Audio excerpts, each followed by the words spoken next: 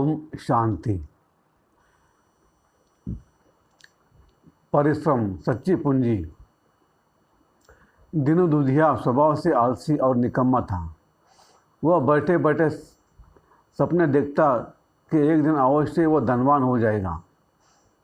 धनवान बनने से जो सुख उसे मिल सकते हैं उनका मन ही मन अनुभव कर वह खुश हो लेता था। इस तरह धनवान बनने का उसे शौक जरूर था, लेकिन काम वह कुछ नहीं करता। दीनू की पत्नी रमा समझदार और स्वावलंबी महिला थी। उसने 2 गायें पाल रखी थी जिनकी वह खूब देखभाल करती।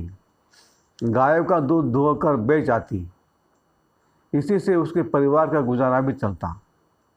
दीनू के 2 बेटे थे जो अपनी माँ के काम में हाथ बटाते, लेकिन दीनू रात दिन सपनों में ही खोया रहता।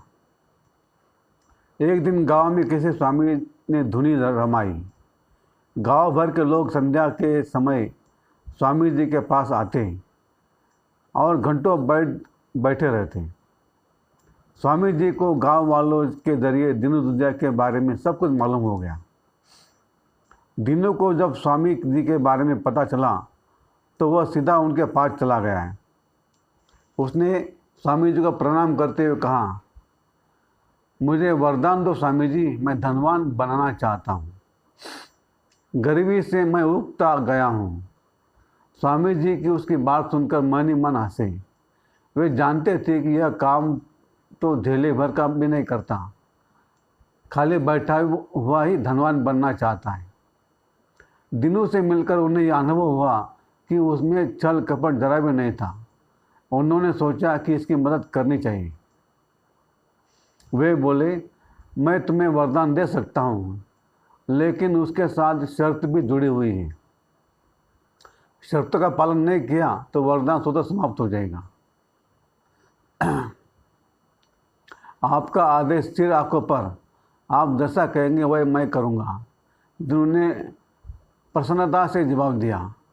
अब स्वामी जी ने कहना शुरू किया, मैं तुम्हें एक मंत्र देता हूँ, उसके बारे में किसी को कुछ भी मत बताना और मन ही मन मंत्र का जाप करना। मंत्र है, आलस से छोड़ो, जागो उठो। शर्त यह है कि तुम सवेरे जल्दी उठोगे और रात्रि 10 बजे से पहले कभी सोओगे नहीं। एक एक क्षण का तुम्हें उपयोग करना होगा। दिनों हाथ जोड़े हाँ हाँ करता रहा और सारी बात ध्यान से सुनता रहा। उसे धनवान बनाने का मंत्र तो मिल रहा था। स्वामी जी ने फिर कहा, काम करने से जो भी आए हो उसमें से जितना हो सके बचा कर रखना और सोच समझकर पत्नी की सलाह से ही खर्च करना। उस मंत्र को कभी मत भूलना। जाओ, आज से काम करना शुरू कर दो। दिनों में जैसा नए जोश का संचार हो गया था। आलस से छोड़ो, जागो उठो, यह मंत्र गुनगुनाते हुआ वह घर पहुंचा। उस दिन गायों का दूध वह स्वयं बेच आया। वापस आकर पास ही जंगल में बहुत सी लकड़ियाँ भी काट लाया। सवेरे अपनी गायों के हाथ दूसरों के पशु भी चरा आता। वह रोज ही जंगल से लकड़ियाँ काट कर लाने लगा और शहर में बेच आता। दूसरों के पशु चराने के बदले उससे कुछ रुपए मिल जाते। इस तरह दिनों अपने एक एक पल का उपयोग करने लगा। दिनों में आए इस बदलाव को देखकर गांव भर के लोगों को आश्चर्य हुआ। कई लोगों ने पूछा भी, लेकिन दिनों ने इतना ही कहा, काम तो करना ही चाहिए, इसलिए करता हूँ। दिनों की पत्नी इस बदलाव से बहुत खुश थी।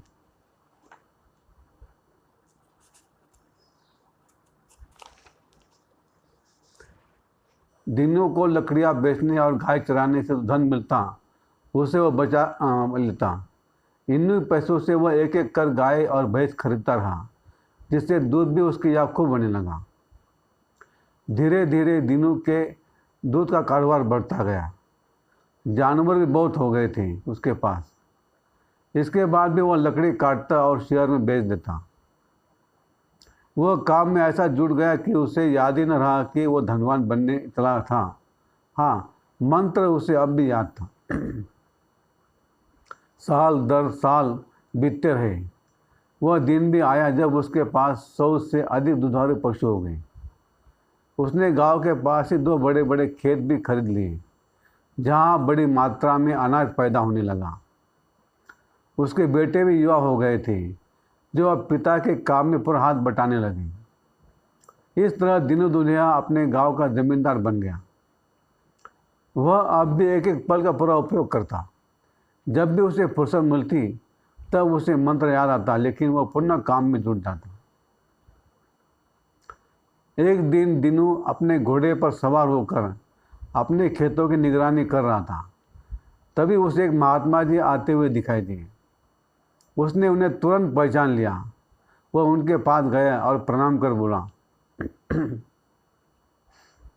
मुझे पहचाना स्वामी जी? मैं दीनू दुल्हिया। आपने मुझे वरदान दिया था जो सच साबित हुआ।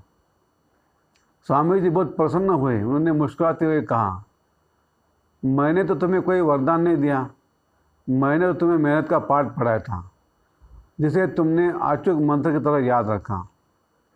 बेटे, मेहनत का कोई विकल्प नहीं होता। मनुष्य के श्रम में ही सबसे बड़ा वरदान छिपा होता है। तुम अपनी मेहनत और सूझबूझ से धनवान बन सके हो। दीनू यह सुनकर आश्चर्यचकित हो गया। वो स्वामी जी को घर ले गया और अपने कारोबार के बारे में सारी जानकारी दी। फिर जलपान करवा कर उन्हें सादर विदा किया। अतः किसी ने सच ही कहा है, जिन खोजा 3 पाइया, गहरे पानी पैठ। ओ बावरी क्या पाइया, जो रहे किनारे बैठ। अच्छा, ओम शांति शांति शांति।